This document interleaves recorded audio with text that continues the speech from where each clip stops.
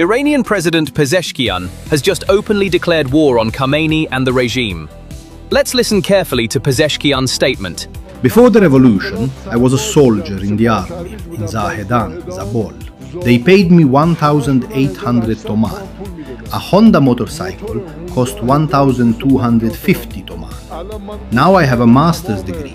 I'm a doctor, a specialist, and a heart surgeon. I can't even afford a Honda motorcycle with 3 months' salary. It couldn't be any clearer. Pezeshkian was clearly shouting that supporting the current Iranian regime and Khamenei is a form of mental disability. Hours after this historic statement, on the night of December 10th, Khamenei's house was set on fire and control completely collapsed in Tehran. Now, it's not just Pahlavi and the people standing against Khamenei. The head of state himself, President Pezeshkian, is also there. This is the biggest blow to Khamenei's divine authority and infallibility. The president did not target the people, but directly targeted Khamenei's legitimacy and officially declared that he had joined the people's side. This is a nightmare not only for Tehran, but also for Moscow, Beijing, and Pyongyang. The regime was being blown up from within, not from outside, by Pezeshkian's move. The roots of Pezeshkian's rebellion date back much further than today, to September.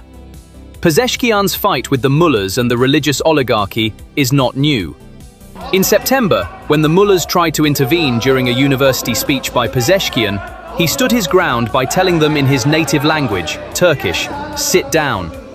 The ethnic and reformist fire Pezeshkian ignited that day shook the mullahs' authority in front of cameras for the first time. Pezeshkian, who silenced the mullahs that day, has now made his final and greatest move to overthrow Khamenei, backed by that power. But Pezeshkian is not only waging an ideological war, he has also become the voice of the misery experienced by the Iranian people.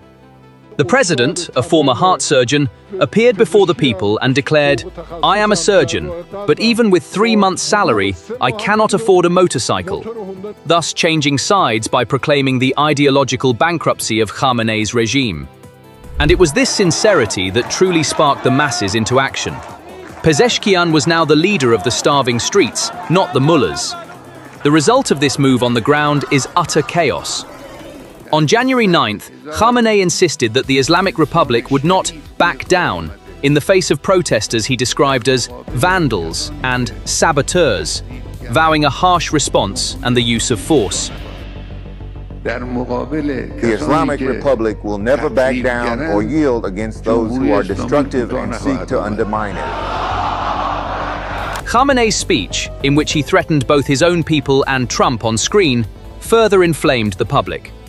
Pezeshkian's change of sides is also significant. According to the latest data, 1.85 million people are currently clashing with regime forces in the streets of Iran. The fire inside is spreading much faster than the enemy outside, and Iran's threats of retaliation are completely ineffective against a civilian uprising. The uprising has spread at a speed beyond the regime's control to all 31 provinces, 180 cities, and a total of 512 different locations. The regime is trying to suppress internal fear by showing its teeth to the outside world, but to no avail. Its connection with the people has been completely severed. The diplomatic reflection of this collapse was seen in London. At the embassy building, a symbol of a state's sovereignty, the Islamic Republic flag was lowered and replaced with the Lion and Sun flag, symbolizing the pre-regime era. This is not a protest. This is an organized attempt at revolution.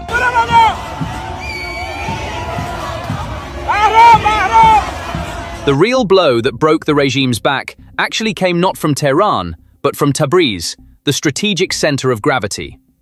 Tabriz, which had remained silent for years and was kept in reserve by the regime as its Turkish card, rose up en masse for the first time on January 9th, influenced by the fact that Pezeshkian is also of Azeri origin.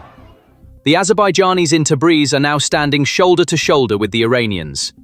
The regime found itself facing Iran's strongest demographic structure, provoked by its own president. We must open a parenthesis here.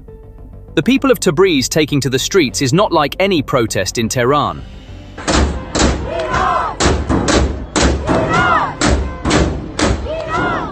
Tabriz is the industrial heart of Iran, a trade route, and most importantly, the center of the largest organized ethnic power. In past uprisings, the regime used Persian nationalism to keep the Turks out of the events. This is a development that shatters the regime's security doctrine. Because when Tabriz falls, the logistical lines in northwestern Iran are cut, and the regime is left with a divided security apparatus. The slogans heard in the streets of Tabriz today are a declaration of unity that Khamenei could never have imagined in his worst nightmares.